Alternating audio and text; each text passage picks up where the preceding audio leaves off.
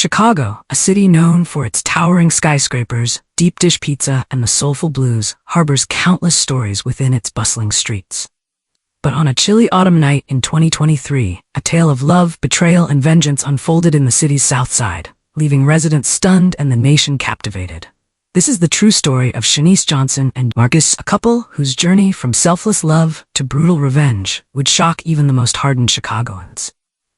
Shanice Johnson, a 32-year-old elementary school teacher, first met Marcus, 35, at a neighborhood block party in the summer of 2019. The south side of Chicago, with its tight-knit communities and vibrant culture, provided the perfect backdrop for their blossoming romance. Shanice, known for her warm smile and infectious laugh, had always been a pillar of her community. She volunteered at the local youth center, organized food drives, and was beloved by her students. Marcus, a charismatic entrepreneur running a small tech startup, seemed like the perfect match for Shanice's ambitious and caring nature. Their relationship progressed quickly. Within months, Marcus had moved into Shanice's cozy apartment in Bronzeville. Friends and family marveled at how perfect they seemed together, often joking that they were the power couple of the neighborhood. They were like something out of a movie, recalled Tanisha Williams, Shanice's best friend since childhood. The way Marcus looked at Shanice, "Girl, we all wanted that kind of love." But beneath the surface of their picture-perfect relationship, a storm was brewing, one that would test the limits of Shanice's love and push her to unimaginable extremes. In the spring of 2021, just as Chicago was beginning to emerge from the grip of the COVID-19 pandemic, Marcus received devastating news. What he had dismissed as mere fatigue and occasional back pain turned out to be something far more serious: end-stage renal disease. The diagnosis hit the couple like a freight train. Marcus, once full of energy and ambition, now faced a life tethered to dialysis machines. His dreams of expanding his tech business across the Midwest were put on hold as he grappled with his new reality. Shanice, ever the supportive partner, threw herself into learning everything she could about kidney disease. She accompanied Marcus to every doctor's appointment, meticulously managed his medication schedule, and even took a leave of absence from her teaching job to care for him full-time.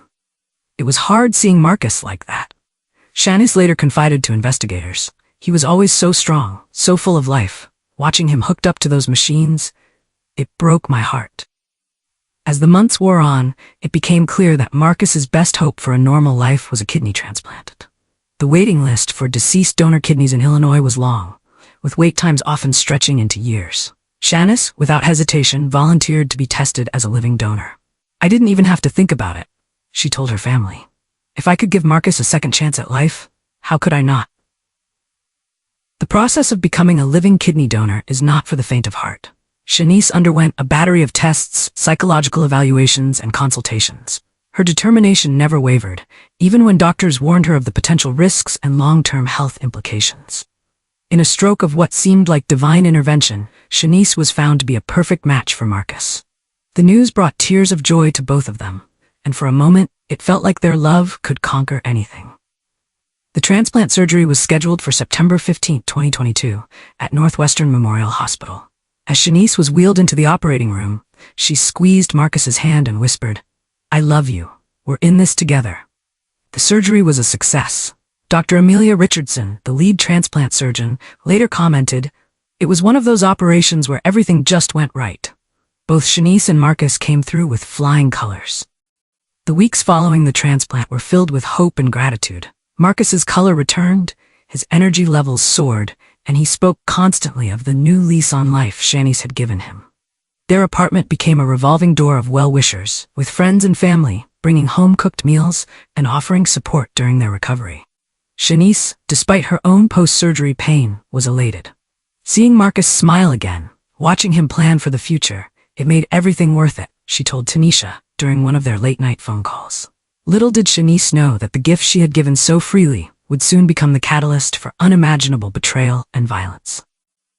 As winter settled over Chicago, bringing with it biting winds and early sunsets, a subtle shift began to occur in Shanice and Marcus's relationship. At first, Shanice chalked it up to the stress of recovery and the adjustment to their new normal. But as the weeks wore on, she couldn't shake the feeling that something was amiss. Marcus began staying out later, often not returning home until the early hours of the morning. He claimed he was working long hours to make up for lost time at his business. But his excuses rang hollow. The warmth and affection that had once characterized their relationship seemed to have vanished, replaced by a cold distance that Shanice couldn't understand. "I just felt invisible," Shanice later confided to investigators. "It was like he couldn't even look me in the eye anymore." Concerned friends started to notice the change too. Jamal Thompson, Marcus's longtime friend and business partner, recalled a disturbing conversation from this period. "Marcus came into the office one day, looking all shifty. He asked me to cover for him if Shanice called, and said he was working late. But I knew he had a meeting across town. The way he said it, I knew something wasn't right." Shanice's suspicions grew stronger with each passing day. She noticed unfamiliar charges on their shared credit card statement, expensive restaurants she'd never heard of, late-night Uber rides to unfamiliar addresses. But it was a stray text message that finally confirmed her worst fears. One evening in February 2023, while Marcus was in the shower, his phone buzzed on the coffee table. Shanice, her heart pounding, glanced at the screen.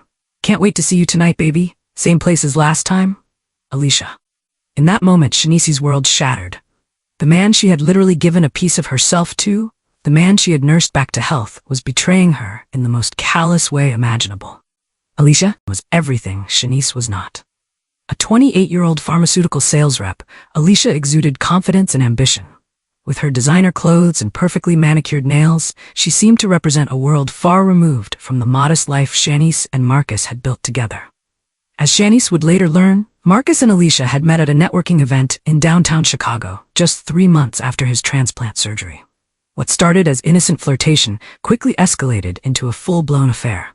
"I didn't know he had a girlfriend at first," Alicia later told police, her voice trembling. "When I found out, Marcus told me they were basically separated, that she was more like a caretaker than a partner. I believed him." But the truth was far more sinister. Marcus, emboldened by his renewed health and perhaps feeling a twisted sense of invincibility, had been living a double life. By day, he played the role of devoted boyfriend to Shanice. By night, he wined and dined Alicia at some of Chicago's most exclusive restaurants, using the very body that Shanice had sacrificed to save. The affair might have continued indefinitely, if not for a chance encounter at Navy Pier. On a rare day off, Shanice had decided to treat herself to a solo outing, hoping to clear her head and shake off the growing sense of unease that had been plaguing her. As she strolled along the pier, taking in the view of Lake Michigan, she spotted a familiar figure in the distance. Marcus, his arm wrapped around a statuesque woman, was laughing and feeding her bites of a funnel cake. The intimacy of the gesture, so reminiscent of the early days of their own relationship, made Shanice's stomach lurch. Hidden behind a souvenir stand, Shanice watched as Marcus and Alicia shared a passionate kiss, oblivious to the world around them. At that moment, something inside Shanice snapped. The love and devotion she had felt for Marcus twisted into something darker, a rage so profound it threatened to consume her. For days after the Navy Pier incident, Shanice said nothing. She went through the motions of daily life, teaching her classes, making dinner, engaging in stilted conversation with Marcus, all while a plan began to form in the recesses of her mind. On March 15, 2023, exactly 6 months after the transplant surgery that had saved Marcus's life, Shanice decided it was time for a reckoning. She prepared Marcus's favorite meal, honey-glazed salmon with roasted vegetables, and set the table with their best china. As Marcus walked through the door that evening, the aroma of a home-cooked meal filled the air. "What's the occasion?" Marcus asked, a hint of wariness in his voice. He had grown accustomed to Shanice's cold shoulder in recent weeks and was surprised by this sudden display of domesticity. "Oh, nothing special," Shanice replied, her voice eerily calm. "I just thought we should celebrate 6 months of your new life." As they sat down to eat, Shanice poured them each a glass of wine. The tension in the room was palpable, the silence broken only by the clink of cutlery against plates. Finally, as Marcus reached for his wine glass, Shanice spoke. "How's Alicia, Marcus?" The color drained from Marcus's face. He opened his mouth to speak, but no words came out. Shanice continued, her voice growing louder with each word. "Did you think I wouldn't find out? Did you think you could take my kidney and then throw me away like yesterday's trash?" Marcus, recovering from his initial shock, attempted to deflect. "Shanice, baby, I don't know what you're talking about. Who's Alicia?" But Shanice was beyond placation. Months of suspicion, hurt, and betrayal poured out of her in a torrent of accusations. She recounted every lie, every late night, every suspicious text message. As she spoke, Marcus's demeanor shifted from denial to anger. You know what, Shanice? Yeah, I've been seeing Alicia. And you know why? Because she makes me feel alive. She doesn't treat me like some invalid, doesn't suffocate me with her concern. With her, I'm not the guy with the transplant. I'm just Marcus. His words cut through Shanice like a knife. All the sacrifices she had made, the pain she had endured, reduced to nothing in the face of his callous admission. In that moment, something fundamental changed in Shanice. The last vestiges of love and concern for Marcus withered away, replaced by a cold, hard resolve. "Get out," she whispered, her voice trembling with barely contained rage. "Get out of my house and don't you dare come back." Marcus, perhaps realizing the magnitude of what he had done, attempted to backpedal. "Shanice, come on, we can work this out. What we have is special. You know that." But Shanice was unmoved. With a strength she didn't know she possessed, she grabbed Marcus by the arm and physically shoved him towards the door. As she slammed it behind him, she caught one last glimpse of his face. A mixture of shock, anger, and something that might have been regret. Alone in the apartment that had once been their shared haven, Shanice collapsed to the floor, her body racked with sobs. But as the initial wave of grief passed, a new emotion began to take hold, a burning desire for retribution. In the days following the confrontation, Shanice withdrew from the world. She called in sick to work, ignored calls from concerned friends, and spent hours staring blankly at the walls of her apartment. The betrayal she had suffered consumed her every waking thought. It was during this period of isolation that Shanice's plan began to take shape. At first, the idea came to her as a dark joke, a fleeting thought born of pain and anger. But as the days wore on, and the wound of Marcus's betrayal festered, the idea grew from a whisper to a scream. "If he doesn't appreciate my gift," Shanice muttered to herself one night, her eyes wild with a mixture of grief and madness, "then maybe I should take it back." The rational part of Shanice's mind knew that what she was contemplating was insane, impossible, and deeply wrong. But rationality had long since abandoned her, replaced by a single-minded focus on revenge. She began to research, spending hours hunched over her laptop, diving into medical journals and transplant forums. She learned about anti-rejection medications, surgical procedures, and the intricacies of organ harvesting. To an outside observer, it might have seemed like Shanice was simply educating herself about the procedure she had undergone. But her intentions were far more sinister. As her plans solidified, Shanice began to make preparations. She purchased surgical tools from a medical supply store, claiming they were props for a school play. She stockpiled painkillers and antibiotics, telling the concerned pharmacist that she was preparing for an upcoming surgery. All the while, a small voice in the back of her mind screamed at her to stop, to seek help, to let go of this madness. But Shanice silenced that voice, driven by a cocktail of rage, betrayal, and a perverse sense of justice. On the night of April 3rd, 2023, Shanice put her plan into action. She reached out to Marcus, her voice honey-sweet over the phone. "Marcus, baby, I've been thinking. I overreacted the other night. Can we talk? In person?" Marcus, perhaps sensing an opportunity to smooth things over and keep his comfortable living situation, agreed to come over. As she hung up the phone, Shanice's face twisted into a grim smile. Everything was falling into place. The knock on the door came just after 9 p.m. Shanice, her heart pounding so loudly she was sure Marcus would hear it, opened the door. Marcus stood there, a bouquet of roses in hand, a hopeful smile on his face. "Shanice, I'm so sorry," he began, stepping into the apartment. "I know I messed up, but I want to make things right. You're the best thing that ever happened to me, and I—" His words were cut short as Shanice's fist connected with his solar plexus. As Marcus doubled over, gasping for air, Shanice brought her knee up, catching him squarely in the face. The sickening crunch of cartilage giving way echoed through the apartment.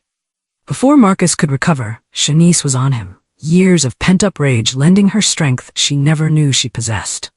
She dragged his semi-conscious form to the bedroom, where she had already prepared a makeshift operating table, their dining room table, covered in plastic sheeting. With practiced movements, Shanice secured Marcus to the table, using zip ties and duct tape. As he began to stir, she pressed a chloroform-soaked rag to his face, sending him back into unconsciousness. For a moment, Shanice stood over Marcus's prone form, her chest heaving. This was her last chance to turn back, to stop this madness before it went too far. But as she looked at the man who had taken her love, her kidney, and her trust and thrown them all away, she felt only a cold resolve. With steady hands, Shanice began to prep the area. She swabbed Marcus's abdomen with antiseptic, laid out her surgical tools, and donned a pair of latex gloves. The room, once a place of love and intimacy, now resembled a macabre operating theater. As she picked up the scalpel, Shanice paused. In that moment, she saw flashes of their life together, their first date, the laughter they had shared, the nights spent planning their future. But those memories were quickly overshadowed by images of Marcus with Alicia, of his callous words during their confrontation, of the life he had built on the foundation of her sacrifice. With a deep breath, Shanice made the first incision. What followed was a scene of unimaginable horror. Shanice, her hands steady despite the gravity of what she was doing, began the grisly process of reclaiming her kidney. Years of watching medical dramas and weeks of intense research guided her actions, but nothing could have truly prepared her for the reality of cutting into human flesh. The bedroom, once a sanctuary of love and comfort, now resembled a nightmarish operating room. The metallic scent of blood filled the air, mixing with the harsh smell of antiseptic. Shanice worked with a single-minded focus, her eyes cold and determined behind a pair of reading glasses perched on her nose. As she worked, Marcus began to stir. The chloroform was wearing off, and pain was quickly replacing unconsciousness. His eyes fluttered open, widening in horror as he realized what was happening. "Shanice, what are you doing?" he gasped, his voice weak and filled with pain. Shanice didn't even look up from her gruesome task. "I'm taking back what's mine, Marcus," she said, her voice eerily calm. "You didn't appreciate my gift, so I'm reclaiming it." Marcus's screams echoed through the apartment, muffled by the gag Shanice had wisely placed in his mouth. Neighbors would later report hearing strange noises, but in a city like Chicago, people had learned to mind their own business. Hours passed as Shanice meticulously worked to extract the kidney. Her hands, once used to grade papers and comfort children, were now covered in blood. The irony wasn't lost on her. The same hands that had once saved Marcus's life were now ending it. As dawn broke over the Chicago skyline, Shanice made the final cut. In her hands, she held her kidney. The organ that had given Marcus a second chance at life. A chance he had squandered. Exhausted and covered in blood, Shanice stumbled to the bathroom. She caught a glimpse of herself in the mirror and barely recognized the woman staring back at her. Her eyes, once warm and full of life, now held a haunted look that would never quite fade. In the bedroom, Marcus lay motionless on the makeshift operating table, his life slipping away with each passing moment. Shanice knew she should feel something, remorse, horror, anything. But all she felt was a cold emptiness. The discovery of Marcus's body sent shockwaves through the Southside community. Detective James Carter, a 20-year veteran of the Chicago Police Department, arrived at the scene on the morning of April 4th. What he found would haunt him for years to come. "In all my years on the force, I've never seen anything like it," Carter later testified. The precision of the cuts, the obvious knowledge of anatomy, it was clear this wasn't just some random act of violence. This was personal. As news of the gruesome murder spread, those who knew Shanice and Marcus struggled to reconcile the loving couple they thought they knew with the horrific scene that had unfolded in their apartment. Tanisha Williams, still reeling from the shock, told reporters, "Shanice was the sweetest person I knew. She literally gave Marcus the gift of life. I just can't understand how it came to this." But as investigators dug deeper, the cracks in the couple's seemingly perfect relationship began to show. Friends and coworkers came forward with stories of Marcus's infidelity, of Shanice's growing suspicions and withdrawal. Alicia, racked with guilt over her role in the tragedy, turned herself in to the police. Her testimony provided crucial insight into Marcus's betrayal and the double life he had been leading. "I never meant for any of this to happen," Alicia sobbed during her police interview. "Marcus told me he and Shanice were over. If I had known about the transplant, about everything she'd done for him, God, I feel so stupid."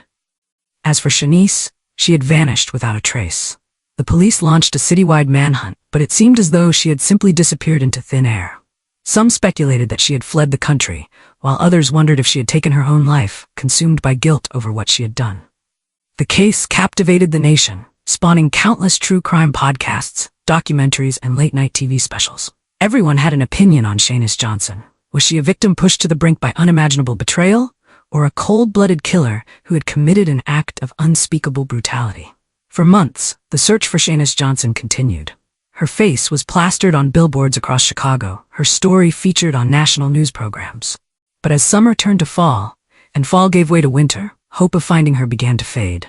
Then, on a cold December morning, almost 9 months to the day after Marcus's murder, a package arrived at the Chicago Police Department. Inside was a USB drive and a handwritten letter. The handwriting was unmistakably Shanice's. Detective Carter, his hands shaking slightly, began to read. To whom it may concern, by the time you read this, I will be gone. Not dead, at least not in the physical sense, but gone from the life I once knew, the person I once was. I know that what I did was unforgivable. I took a life, violated the most sacred oath of medical ethics, and betrayed everything I once stood for. But I want you to understand why. When I gave Marcus my kidney, I gave him more than just an organ. I gave him my trust, my future, my very self. And he took that gift and treated it like it was nothing. I'm not asking for forgiveness. I'm not even asking for understanding. I'm simply telling my story because it's the only thing left I can do.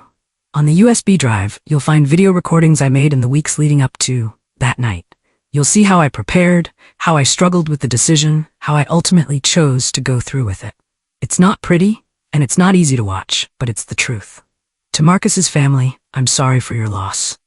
To Alicia, I'm sorry you were caught in the middle of this tragedy. And to everyone who ever believed in me, who saw me as a force for good in this world, I'm sorry I let you down. I don't expect to find peace. I don't expect to ever fully come to terms with what I've done. But I hope that by sharing my story, I can prevent someone else from making the same terrible choices I did. Love is a powerful thing. It can heal, it can inspire, it can save lives. But when it turns to betrayal, it can destroy everything in its path. Take care of each other. And remember, every gift comes with a price. Shanice Johnson.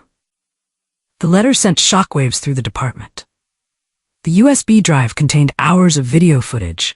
Shanice talking to the camera, explaining her thoughts, her fears, her descent into obsession and madness. It was a chilling look into the mind of a woman pushed beyond her breaking point. In the weeks that followed, debates raged about the ethics of releasing the footage to the public. Some argued that it would serve as a powerful cautionary tale, while others felt it would only sensationalize an already tragic story. In the end, select portions of the videos were released, along with Shanice's letter. The public reaction was immediate and intense. Some vilified Shanice as a monster, while others saw her as a tragic figure, a victim of circumstance and betrayal. As the years passed, the story of Shanice Johnson and Marcus became urban legend in Chicago. It was a cautionary tale whispered in bars, casually discussed in university ethics classes, and debated on late-night talk shows. The case prompted discussions about the psychological impact of organ donation, the ethics of medical care, and the devastating consequences of betrayal. It sparked changes in transplant protocols, with more emphasis placed on the mental health and long-term support of both donors and recipients. Alicia, haunted by her role in the tragedy, became an advocate for organ donor rights and relationship fidelity. She traveled the country, sharing her story and warning others about the unforeseen consequences of infidelity. Marcus's family, while never forgiving Shanice for her actions, started a foundation in his name, focusing on supporting ethical medical practices and counseling for organ donors and recipients. And Shanice, despite numerous reported sightings and ongoing investigations, she was never found. Some believed she had started a new life somewhere far away, while others were convinced she was living in plain sight, perhaps even still in Chicago, carrying the weight of her actions with her every day. The apartment where the gruesome act took place became a macabre tourist attraction, despite efforts by local authorities to discourage such attention. Late at night, some swore they could hear the echoes of that fateful night. The sound of a scalpel against flesh, the muffled screams of betrayal, the sobs of a woman whose love had turned to something dark and twisted.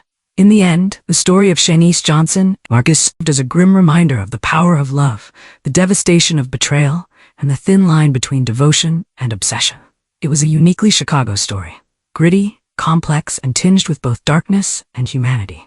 As one local poet wrote in a piece inspired by the case, "In the city of wind and dreams, where love and loss intertwine, a kidney given, a heart betrayed, a tale of passion's dark design. On streets where blues once sweetly played, now whispers of a gruesome deed, of trust destroyed and vengeance sought, a lesson all should heed. For in the end, what do we own? Our organs, hearts, or souls? In love's fierce fire, lines blur and fade, and passion takes its toll." The story of Shanice and Marcus would forever be etched in the annals of Chicago's history, a stark reminder that sometimes the most dangerous monsters are the ones we create ourselves, born from the ashes of a love turned toxic. Years after the events that shook Chicago to its core, the case of Shanice Johnson and Marcus continues to fascinate and disturb in equal measure. Criminologists, psychologists, and armchair detectives alike pore over the details, searching for answers to the questions that still linger. What became of Shanice Johnson? Did she find redemption, or is she forever haunted by her actions?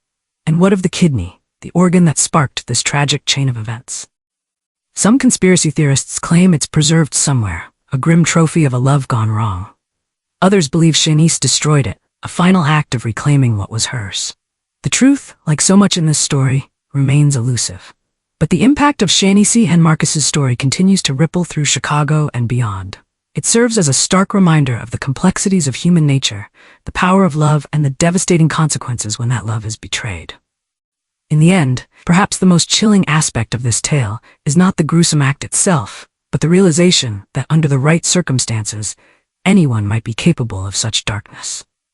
It's a thought that keeps many Chicagoans awake at night, wondering about the secrets their neighbors might be hiding, and the thin line between love and hate that we all walk. As Detective Carter, now retired, often says when asked about the case, "In all my years on the force, I've seen a lot of evil. But what happened between Shanice and Marcus? That wasn't just evil, that was love, twisted and corrupted until it became something monstrous. And that, my friends, is the scariest thing of all." The story of Shanice Johnson and Marcus may have ended, but its echoes continue to resonate through the streets of Chicago, a somber melody intertwining with the city's blues, a reminder that sometimes the most heartbreaking stories are the ones born from the purest intentions.